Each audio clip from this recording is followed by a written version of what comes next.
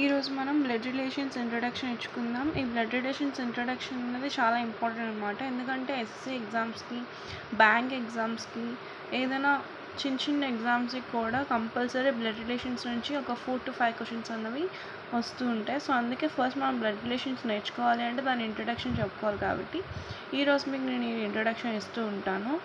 So introduction నచ్చినట్లయితే నా channel subscribe చేయండి. రేపు ఎల్లుండి కంపల్సరీ బ్లడ్ రిలేషన్స్ నుంచి మ్యాక్సిమం క్వశ్చన్స్ కవర్ చేయడానికి ట్రై చేస్తాను. మీకు కంపల్సరీ 5 క్వశ్చన్స్ అంటే 5 క్వశ్చన్స్ అటెంప్ట్ చేసినట్టే ప్రతి మోడల్ నుంచి ఒక్కొక్క క్వశ్చన్స్ అన్నవి నేను చెప్తూ ఉంటాను. సో అందుకే ఈరోజు మనం బ్లడ్ రిలేషన్స్ ఇంట్రడక్షన్ని క్లియర్ అండ్ క్లారిటీతో చెప్పుకుందాం. సో కమాన్, బ్లడ్ రిలేషన్స్లోని ఫస్ట్ మనకి తెలియాల్సినవి ఏంటంటే సింబల్స్ అనేవి తెలియాలి. సింబల్స్ అనేవి తెలిస్తే ఈజీగా మనం ఐడెంటిఫై చేయగలం. అంటే ఇప్పుడు మనకు క్వశ్చన్ ఇచ్చారు అంటే దానికి మనం సింబల్స్తో రిప్రజెంట్ చేసుకొని ఒక డ్రాయింగ్ ఫ్లో చార్ట్ లాంటిది వేసుకొని అప్పుడు ఈజీగా మనం ఐడెంటిఫై చేయగలం. కాబట్టి ఇప్పుడు నేను ఈ ఫ్లో చార్ట్ రూపంలో మీకు ఎక్స్ప్లెయిన్ చేస్తాను ఏ రిలేషన్స్ ఎలాంటివి ఎలా ఉంటాయి అన్నది.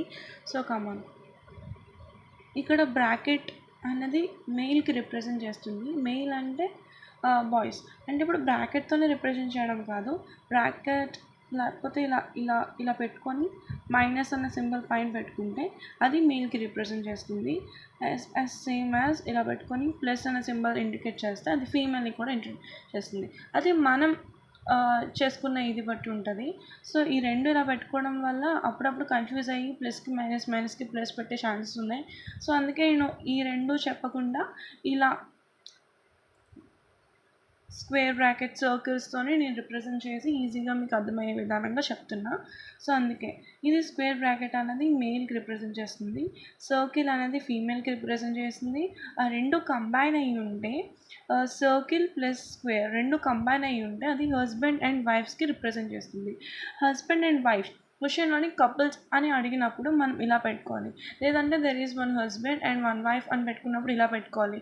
అండ్ వాళ్ళు అప్పుడప్పుడు స్పాషియస్ అని కూడా ఇస్తూ ఉంటారు, అంటే కూడా కపుల్స్ అని అర్థం. ఇలా స్క్వేర్ డాష్ ఇచ్చి సర్కిల్ ఇస్తే ఇలా ఉంటే ఒకే జనరేషన్లో ఉంది అన్న దాని అర్థం. అంటే బ్రదర్ అండ్ సిస్టర్ అయినా అవ్వచ్చు, బ్రదర్ అండ్ బ్రదర్ అని కూడా అవ్వచ్చు, సిస్టర్ అండ్ సిస్టర్ అని కూడా అవ్వచ్చు. అది ఇచ్చిన క్వశ్చన్ బట్టి మనం రిప్రజెంట్ చేసుకుంటాం అనమాట. ఇక్కడ నెక్స్ట్ ఏమి ఇచ్చారంటే ఫాదర్ అండ్ డాటర్ అంట. ఫాదర్ అండ్ డాటర్ అంటే జనరేషన్ గ్యాప్ వస్తుంది. జనరేషన్ గ్యాప్ వచ్చినప్పుడు ఇలా పైనుంచి టాప్ టు బాటమ్ లేదంటే బాటమ్ టు టాప్ ఆ క్వశ్చన్ ఇచ్చిన బట్టి మనం రిప్రజెంట్ చేసుకుంటూ ఉంటాం. ఫాదర్ అండ్ డాటర్ అంటే ఫాదర్ అండ్ డాటర్ ఇలా రిప్రజెంట్ చేయాలి. సో ఇది అన్నమాట. ఇలా మనం సర్కిల్స్ బ్రాకెట్స్ లేదంటే హస్బెండ్ అండ్ వైఫ్ ఇస్తే ఎలా చేయాలి, ఇది దానికి ఉన్న చిన్న ఇంట్రడక్షన్. ఇప్పుడు ఫ్లో చార్ట్ రూపంలో ఎలా గ్రాండ్ ఫాదర్ని ఎలా రిప్రజెంట్ చేయాలి, గ్రాండ్ మదర్ని ఎలా రిప్రజెంట్ చేయాలి, ఆంటీ అండ్ అంకుల్ని ఎలా రిప్రజెంట్ చేయాలి అన్నది ఈ ఫ్లో చార్ట్లో మనం తెలుసుకుందాం. సో ఇది ఫస్ట్ వాళ్ళు ఏమి ఇచ్చారంటే A and B are couples అని ఇచ్చారు. ఫర్ సపోజ్ అలా ఇచ్చారనుకోండి, అప్పుడు మనం ఎలా రిప్రజెంట్ చేయాలంటే స్క్వేర్ బ్రాకెట్ సర్కిల్ అలా పెట్టి ఏ అండ్ బి. సో వీళ్ళిద్దరూ హస్బెండ్ అండ్ వైఫ్. సో వీళ్ళిద్దరికి ఒక సన్ అండ్ ఒక డాటర్ ఉన్నారు. మనం ఇక్కడ ఎలా చెప్పాము, సన్ అండ్ డాటర్ ఉంటే అంటే brother and sister. Son and daughter అంటే బ్రదర్ అండ్ సిస్టరే కదా. సో అందుకే ఇక్కడ సర్కిల్తోని నెక్స్ట్ స్క్వేర్తోని ఇలా రిప్రజెంట్ చేసా. సో యాజ్ వెల్ యాజ్ ఇక్కడ కూడా అలానే చేసా. డి అండ్ ఈ అన్నారు ఇద్దరు వీళ్ళ ఏబీకి ఏమవుతారు, సన్ అండ్ డాటర్ అవుతారు. సో అందుకే సన్ అంటే స్క్వేర్తో రిప్రజెంట్ చేయాలి, ఈ అన్నది సర్కిల్తో రిప్రజెంట్ చేసాం. సో ఈ రెండింటికి డిఫరెన్స్ చూసారు కదా మీరు. ఓకే, ఇప్పుడు నెక్స్ట్ లైన్లో ఏమి ఇచ్చారంటే ఫర్ సపోజ్ అనుకోండి అలా ఇస్తే D has also married and E has also married. D has married to C and E has married to F అని ఇచ్చారు. ఆల్రెడీ ముందు మనకి ఏమి ఇచ్చారు, ఏ అండ్ బి అన్న వాళ్ళకి ఇద్దరు చిల్డ్రన్స్ ఉన్నారు, ఒకటి సన్ ఒకటి డాటర్. అలాంటప్పుడు ఒక సన్ ఒక డాటర్ ఉంటే వాళ్ళిద్దరు మ్యారీడ్ అయ్యారంటే సన్ అనేది ఒక గర్ల్కి మ్యారీ అవుతుంది అండ్ డాటర్ అన్నది ఒక బాయ్కి మ్యారీ అవుతుంది. సో అందుకే డి అన్నది సికి మ్యారీ అయింది, ఈ అన్నది ఎఫ్కి మ్యారీ అయింది అని చెప్పి ముందు ఆల్రెడీ క్వశ్చన్లో ఇచ్చారు. సో అందుకే ఇప్పుడు మనం ఇలా రిప్రజెంట్ చేసుకుంటాం. నెక్స్ట్ లైన్లో ఏమి ఇచ్చారంటే C and D has 2 shells and E and F has 2 children. So ఇక్కడ ఎవరెవరు ఉన్నారు? జీ అండ్ హెచ్ అన్న వాళ్ళు ఇద్దరు సి అండ్ డికి డాటర్ అండ్ సన్ అనమాట. As well as E and ఎఫ్కి ఐ అండ్ జే అన్న వాళ్ళు డాటర్ అండ్ సన్. ఇప్పుడు ఏమైందంటే హెచ్ అన్న వాళ్ళకి హెచ్ అన్నది ఒకరికి మ్యారీ అయ్యాడు. అంటే అక్కడ ఏమని ఇచ్చి ఉంటాడు? ఫర్ సపోజ్ అనుకోండి, H is marry to A girl, she is కే అలా ఇస్తాడు క్వశ్చన్స్లో. అప్పుడు మనం కే అన్నది హెచ్కి మ్యారీ అయింది కాబట్టి కపుల్స్ని మనం ఇలా రిప్రజెంట్ చేస్తాం కాబట్టి ఇక్కడ కూడా అలా పెట్టుకుందాం మనం. నెక్స్ట్ ఏమి ఇచ్చాడు? నెక్స్ట్ లైన్లో H and K has a child L and the child is boy అనిస్తే ఇలా మనం రిప్రజెంట్ చేసుకుంటాం. ఓకేనా? ఇప్పుడు మనం దీంట్లో కూడా బ్రీఫ్గా ఎక్స్ప్లెయిన్ చేసుకుందాం. అంటే క్లియర్ అండ్ కట్గా మీకు అర్థం అవ్వాలి కాబట్టి షార్ట్ కట్లో నీట్గా మీకు అర్థమయ్యే విధానంగా చెప్పడానికి ట్రై చేస్తాను. And A and B is A is husband to B and B is wife to A. A and B are couples to each other. అంతే కదా? నెక్స్ట్ ఏంటంటే D is son of A and B and E is daughter of A and B. A and B are the parents of D and D. అదే కదా? Next C is wife of D. అంటే క్వశ్చన్స్లో ఇలాంటివి ఇస్తాడు కాబట్టి మీకు నేను చెప్తున్నా. ఒకవేళ మీకు ఇంకా క్లారిటీగా నోట్స్ కావాలి అంటే నాకు కామెంట్ చేయండి, నేను మీకు నోట్స్ పీడిఎఫ్ రూపంలో పెడతాను. ఓకేనా? ఇప్పుడైతే క్లాస్ చెప్తున్నాను, ఒకవేళ ఎవరికైనా నోట్స్ కావాలి అంటే కామెంట్ చేయండి. C is wife of D and F is husband of E as well as F is brother-in-law of D. F is brother-in-law of D. అంటే D అన్నవాడు ఈకి బ్రదర్ అవుతాడు. ఆ ఈకి హస్బెండ్ డీకి ఏమవుతాడు? Brother in law. అంటే మనం నార్మల్గా ఏమంటాం? ఇప్పుడు ఫర్ సపోజ్ ఒక అబ్బాయి ఉన్నాడు, వాళ్ళ అక్కకి మ్యారీ అయింది, ఆ హస్బెండ్ వాడికి ఏమవుతాడు? బావ అని పిలుస్తారు. అదే మనం ఇంగ్లీష్లా చెప్పుకోవాలి అంటే బ్రదర్ ఇన్ లా అంటారు. ఓకేనా? ఇప్పుడు నెక్స్ట్ ఏంటంటే సి ఇస్ తినకి ఎలా అయితే సిస్టర్ అయిందో ఈ సిస్టర్కి కూడా వీళ్ళ బ్రదర్ ఒక వైఫ్ అన్నది సిస్టర్ ఇన్ లాయే కదా అవుతుంది. అమ్మాయి కాబట్టి సిస్టర్ ఇన్ లా, ఇది అబ్బాయి కాబట్టి బ్రదర్ ఇన్ లా. ఓకేనా? Next C is daughter in law of A and B. A and బికి డాటర్ ఇన్ లా అంటే డాటర్ కాదు, కోడల్ని ఇంగ్లీష్లో డాటర్ ఇన్ లా అంటారు. Okay? And again F is son in law of A and B. Son in law అంటే అల్లుడిని sun in law అంటారు. ఈ మ్యారీ అయిందంటే అల్లుడే కదా అవుతాడు ఎఫ్. సో అందుకే ఏ అండ్ బికి ఎఫ్ అనేవాడు సన్ ఇన్ లా అవుతాడు. Next A is father in law. A అన్నవాడు ఫాదర్ ఇన్ లా అవుతాడు. ఎవరికి ఫాదర్ ఇన్ లా అవుతాడు? సికి కూడా ఫాదర్ ఇన్ లా అవుతాడు, యాజ్ వెల్ యాజ్ ఎఫ్ కూడా ఫాదర్ ఇన్ లా అవుతాడు. ఎందుకంటే వీళ్ళిద్దరూ వేరే ఫ్యామిలీస్కి చెందిన వాళ్ళు. వీళ్ళిద్దరూ డి అండ్ ఈకి మ్యారీ అయ్యారు కాబట్టి వీళ్ళ ఫాదర్ తిన్కి ఫాదర్ ఇన్ లా అవుతారు, వీళ్ళ ఫాదర్ ఇన్కి ఫాదర్ ఇన్ లా అవుతారు. సో అందుకే ఏ అన్న వాళ్ళు సి అండ్ ఎఫ్కి ఫాదర్ ఇన్ లా అవుతున్నారు. ఓకే?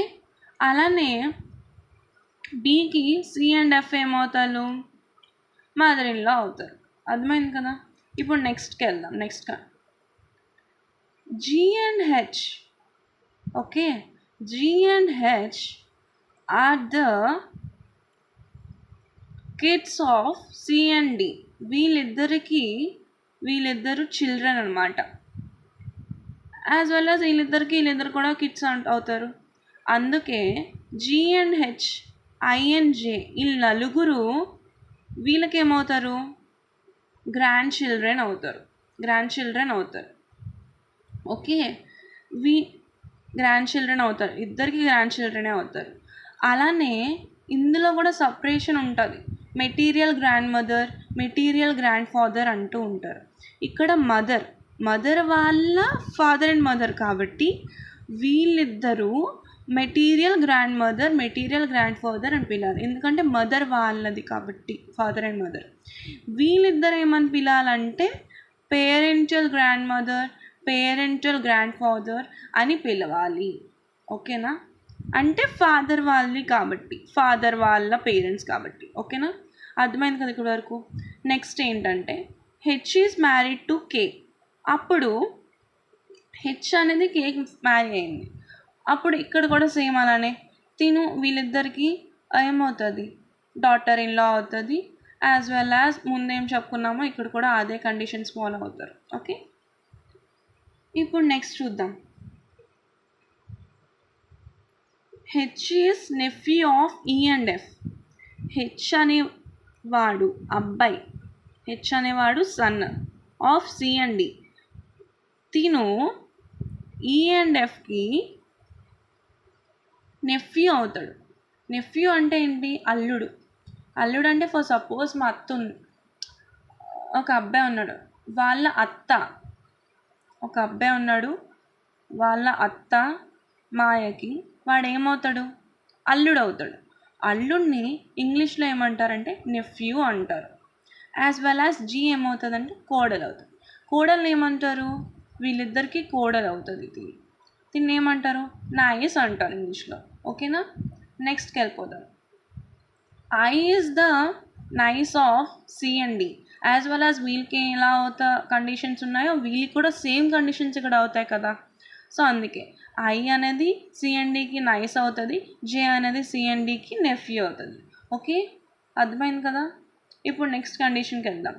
ఈ అన్నది is the aunt of G and H.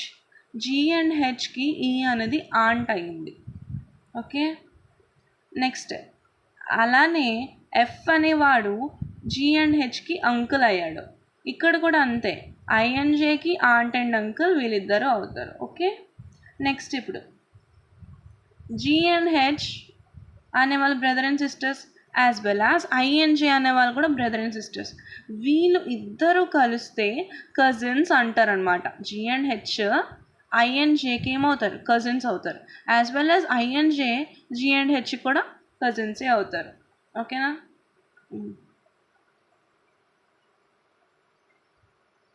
Next ఏం చెప్పాలి? ఎల్ అనేవాళ్ళు హెచ్కి ఏమవుతారు? ఎల్ అనేవాళ్ళు హెచ్కి సన్ అవుతారు. సి అండ్ డికి గ్రాండ్ పేరెంట్స్ అవుతారు. ఓకే, గ్రాండ్ పేరెంట్స్, దీనికి వీళ్ళు గ్రాండ్ పేరెంట్స్ అవుతారు. యాజ్ వెల్ యాజ్ వీళ్ళకి ఈడేమవుతాడు? గ్రాండ్ సన్ అవుతారు. ఏ అండ్ బికి ఎల్ ఏమవుతాడు అని అడిగారు అనుకోండి, గ్రేట్ గ్రాండ్ పేరెంట్స్ అవుతారు. ఓకేనా? L is the grandson of A and B. Son, ఈడైతే సన్ అవుతాడు. వీళ్ళకి ఏమవుతారు? Great grandparents of L అవుతారు. సో ఇది మన బ్లడ్ రిలేషన్స్ ఒక ఇంట్రడక్షన్ అన్నమాట. సో నేను ఫెసిలిటీస్ లేవు అంతగా చెప్పడానికి. సో నాకున్న ఫెసిలిటీస్తో నేను కొంచెం బాగా చెప్పాలి అనుకున్నాను. ఎలా చెప్పానో ఏంటో నాకైతే తెలీదు. బాగా చెప్పి ఉంటే కనుక సబ్స్క్రైబ్ చేయండి. ఏమైనా నాలో ఇంకా చేంజెస్ అంటే చెప్పే విధానం కానీ అలాంటివి ఏమైనా కరెక్ట్ చేసుకోవాలి అంటే కామెంట్ చేయండి. And subscribe my channel if you like the video. And next ఏంటి అంటే మీకు ఎవరికైనా నోట్స్ కావాలి అంటే నాకు కామెంట్ చేయండి. కంపల్సరీ మీకు నోట్స్ అనేది పీడిఎఫ్ రూపంలో సెండ్ చేస్తాను. ఈ రోజుకైతే ఇంట్రడక్షన్ చాలు. రేపటి నుంచి నేను సమ్స్ చెప్తాను బ్లడ్ రిలేషన్స్తో. ఒక 2 days కంటిన్యూస్గా సమ్స్ చెప్తాను. తర్వాత ఇంకో చాప్టర్ మనం చూసుకుందాం. Okay, thank you for all. Bye.